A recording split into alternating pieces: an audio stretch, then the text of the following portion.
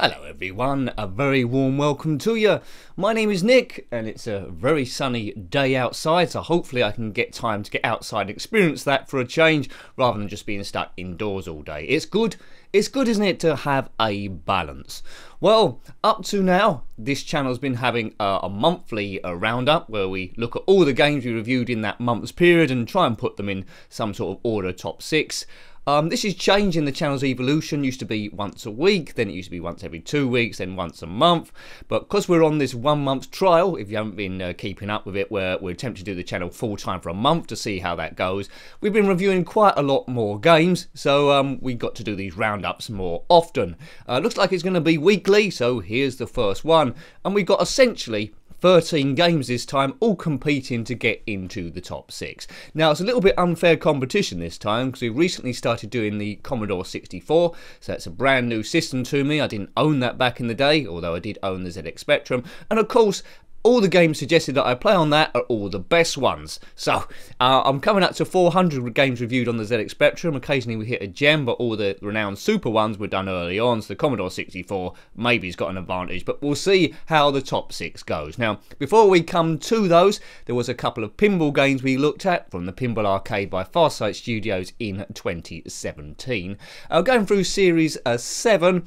The first one was PARAGON, as I say, by Farsight Studios in 2017. It's like a fantasy sword and sorcery table based on quite an old one by Bally in 1979. Plays quite well.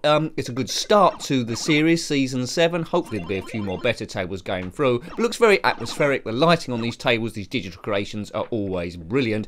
It's a shame, if you haven't seen one of my vlogs, that Farsight announced on the 8th of May, excuse me, on the 8th of May, that they're not going to be renewing their licenses for the Bally and Williams tables, which is a huge amount. So you've got until the 30th of June to buy these ones, or you'll never ever have them. So if you're into pinball, I know a few of you are there, maybe consider getting those on disc or download or whatever. So that's PARAGON from 1979. And the other table, which I thought was quite a bit better, it's a more modern table, is WIPEOUT by Gottlieb from 1993. It's based on skiing. The WIPEOUT music plays a bit based on like surfing, but they've tried to flip it around. Quite a few things to like about this table. Multi-ball's easy to access. It's one of the easier tables that I've played.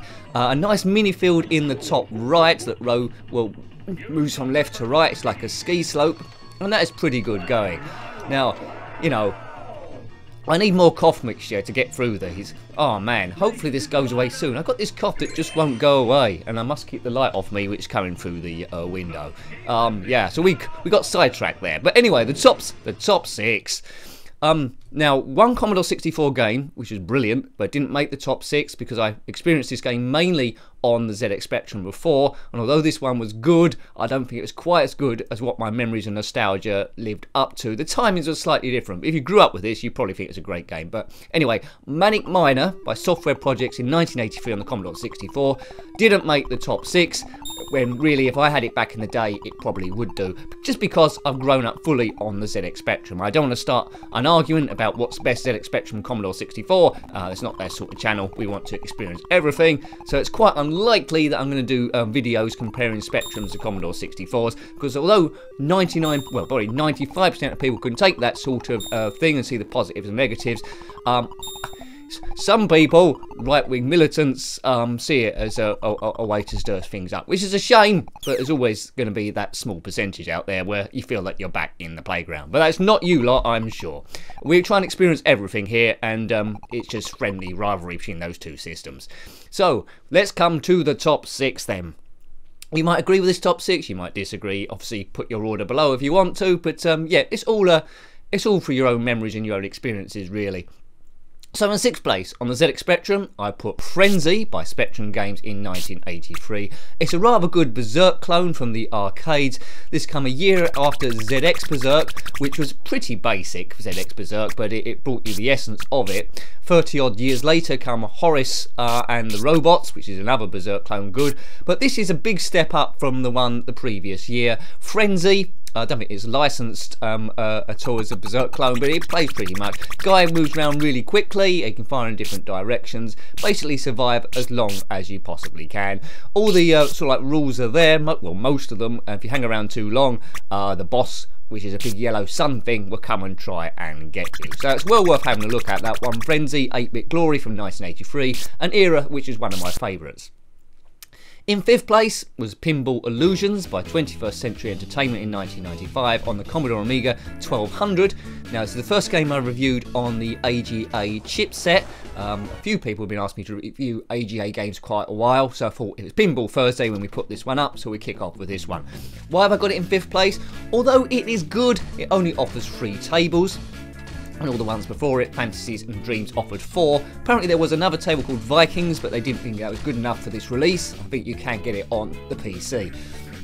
I was expecting a bit more. Colours are beautiful, plays good. My favourite table is the Babe Watch, the beach one, the second one. But they're all okay. But maybe I built it up too much in my mind. I wanted a bit more. But, you know, as a game, pretty good. We'll probably have another look at another AGA game, Pinball, on Thursday, which will be Slam Tilt. Is my voice lasting? Good, yes. And in 4th place, we're going to a few of these on the Commodore Amiga.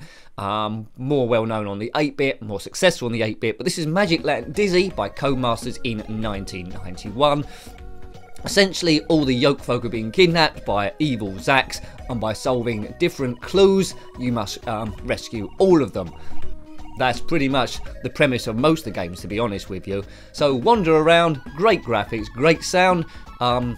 I don't think many people would have bought this one as their first game on the Commodore Amiga. Most people that have bought this would probably be experiencing it on the 8-bit before, and you wouldn't have been disappointed. It adds quite a bit to it. It's not going to be up there with the class of the Psygnosis games like Shadow of the Beast and Shadow of the Beast 2, but it plays really well, and you're going to get a bit of fun out of this one. So in 6th place, we put Frenzy on the ZX Spectrum by Spectrum Games in 1983. In 5th place, Pinball Illusions on the Commodore Amiga by 21st Century Entertainment in 1995. And in 4th place on the Commodore Amiga again, MAGICLAND Dizzy by Codemasters in 1991. So that leaves us with the top 3. What's going to be in the top 3? Well, I suppose I better tell you then, better I? In 3rd place, I put another Amiga game, so it's a while since we had 3 Amiga games in this top 6, but we're reviewing a few more now.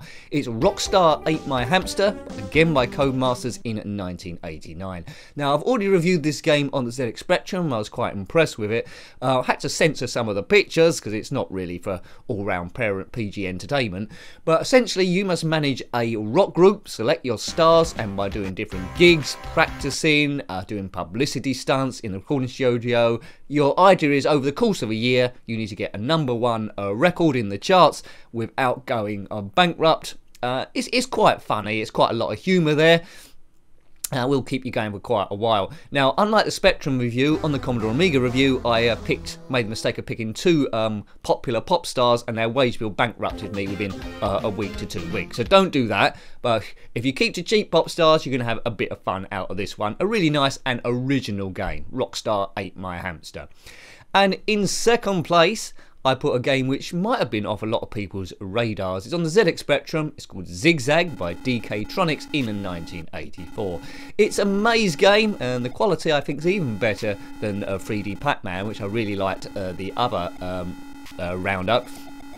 What's good with this one is, well, essentially you go through a maze, a part of a maze, and you must unlock other bits of the maze by capturing these bugs called scarabugs, shooting them, and then that unlocks a bit of the maze. You find a green square appears on the map, you get to the green square, and that unlocks another bit of the map, and so forth. Level 1, you've got to get one of these scarabugs, level 2, 2, then 3, and it gradually goes up. There are robots patrolling the maze, which will shoot you, which will deplete your energy, but this game again moves really fast. A great 3D maze game for 1984, really impressive for the system. Also as a good use that makes it run faster. When you look at the walls, it isn't just vectors, it's it's vertical lines just shuffling about the place, and it gives a good illusion of the actual maze rather than physically drawing them. So please have a look at that review if you haven't already. But a really special game, a Zigzag. And in 1st place, we knew this was going to happen, a Commodore 64 game. So 2 Commodore 64 games reviewed. One didn't quite make it, Manic Miner. The other one goes straight in. It's Stunt Car Racer by MicroStyle in 1989. Now, I think any version of Stunt Car Racer I would have reviewed probably would have made #1 because that game is absolutely special. Now on the 8-bit systems, on the Spectrum and on the Commodore 64, the programmers are doing stuff with the computer that should not be possible. I'm thinking some sort of alien technology is involved. Have a look at the review if you're unfamiliar with that game. But essentially there's 4 leagues, and in each league you must race against 2 other racers. If you win the league, then you get promoted, but for winning the race you get points. For the fastest lap you get points. The lowest gets relegated, and the tracks get more and more elaborate as you go up the leagues. There's boosts, but the thing is, when you're actually in this, you feel like you're actually in the car. You feel the bumps, and it's some kind of clever inertia that plays tricks with the brain. So a really, really special game and worthy of first place. So in third place we put Rockstar Ate My Hamster on the Commodore Amiga, a rather fun game by Codemasters in 1989. In second place, Zigzag on the ZX Spectrum, a classic maze game which probably didn't get the notoriety it deserved back in the day, by DK'TRONICS in 1984. And in first place on the Commodore 64, Stunt Car Racer, an amazing game on any system by MICROSTYLE in 1989, designed by the legend, the genius, which is Jeff Crammond. So thanks you for watching those videos as always.